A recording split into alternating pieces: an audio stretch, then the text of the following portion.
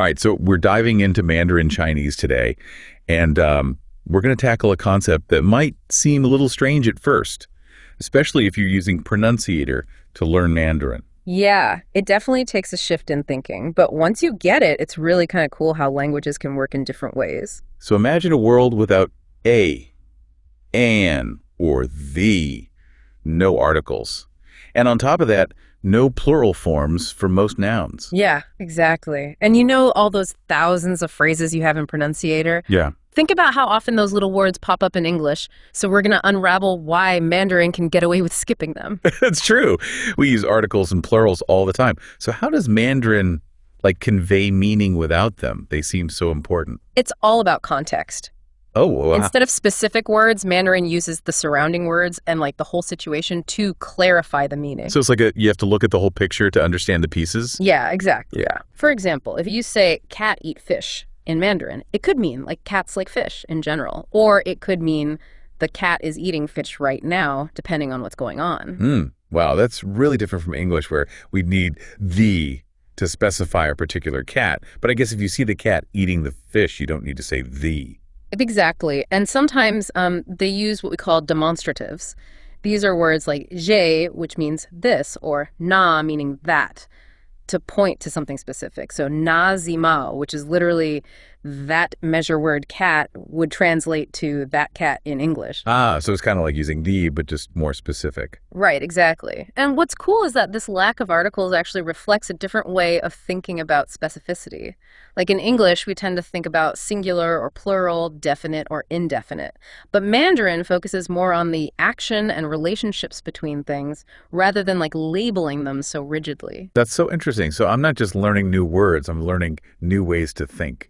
Yeah, you got it. Now, you might be wondering about those plural forms. If there's no S at the end of cat, how do you say cats? Yeah, I was just thinking about that. Ah. Especially in Pronunciator with all the speaking and listening practice, I feel like I need to know how to talk about more than one thing. Absolutely. And Mandarin has some tricks for that. The main one is using numbers and measure words.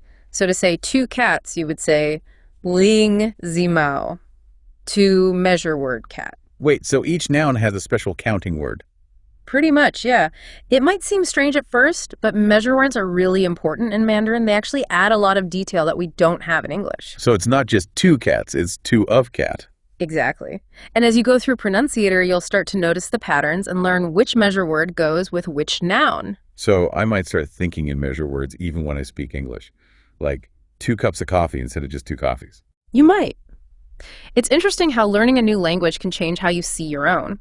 But before we go too deep into that, there's one more thing about plurals. Mandarin does have a plural marker, but it's only used for humans. Wait, really? So there are times when they use plurals. Tell me more. Yeah, so it's this little word men that gets tacked onto pronouns and some nouns to show a plural. So we becomes yim, and you, plural, turns into min, and children is haizimin. So it's like they're saying A people are special. They get their own plural marker. It makes me wonder if other languages do that too, like have special plurals just for certain types of things. That's a really interesting question.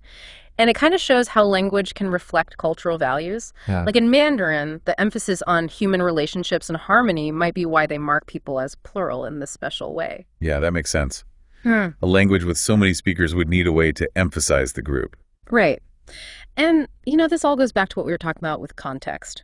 Even though they have men, Mandarin speakers still really rely on the situation and the other words to clarify meaning. So even with a plural marker, it's not always like a simple singular versus plural like it is in English. Exactly. Let's say you're using Pronunciator and you see the phrase len yu shu, which basically means I have book. Okay, yang shu. So is that a book or books? How can you tell? Well, imagine you're at a bookstore, looking at the shelves, and you see this book that you've wanted.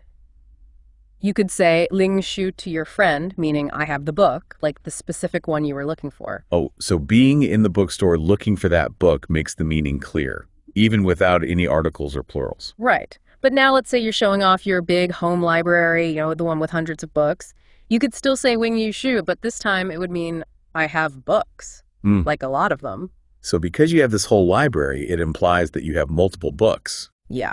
And if you wanted to be really specific about how many books you could use those measure words again, you could say, winjiu san which means I have 3 measure word books. So I have 3 books. Right, so those measure words are there to help when you need to be specific. They are, and as you practice with pronunciators, dialogues, and exercises, you'll get used to hearing and using measure words naturally. You'll just kind of know what to do. I'm realizing that learning Mandarin is almost like learning to think differently about language. It's not about strict rules, but more about adapting to the situation. Yeah, that's a great way to put it. It's about understanding the little cues that tell you what's going on beyond just the words themselves. I'm definitely up for the challenge. But with all this talk about context and measure words, it makes me wonder, are there situations where a Mandarin learner might get confused? Especially someone who's used to English grammar. Oh, totally. Actually, I remember this one time when I was working with this student, and they were really struggling with measure words. They kept trying to use them with every noun, even when it wasn't really necessary. Yeah, I could see how that would happen. Yeah. Especially since we're so used to plurals in English. It's like Yeah. we're always looking for those differences. Exactly. And the student was so focused on getting the measure words right that they were kind of missing the bigger picture.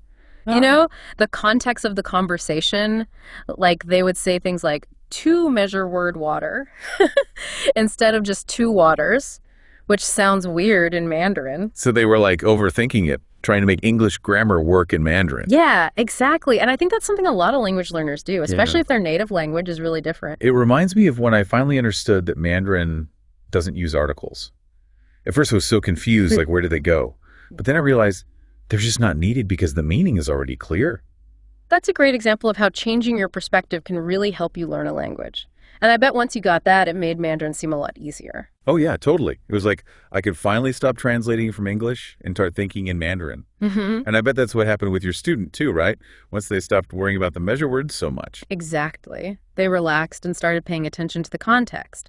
And then they started using measure words correctly. It really helped their Mandarin. That's awesome. Yeah. It makes me excited to keep learning with Pronunciator.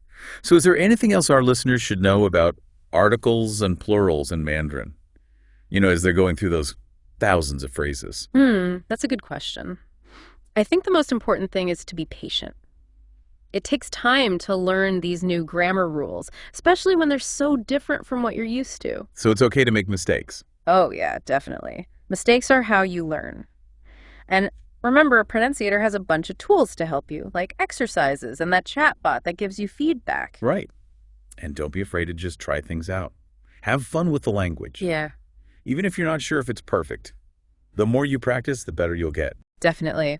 And here's something to think about. Remember how we talked about how Mandarin has that special plural marker for people? Mm-hmm. What other languages might have unique ways of doing articles and plurals? There's so much to discover about languages. That's a great point. I want to go learn other languages now and see how they do things. Who knows what we might find? Well, I think we've covered the basics of Mandarin articles and plurals today. Hopefully everyone listening feels ready to tackle those pronunciator phrases. For sure. And remember, learning a language is a journey. Enjoy it. Celebrate the little wins. And have fun. Couldn't have said it better myself. Happy learning, everyone.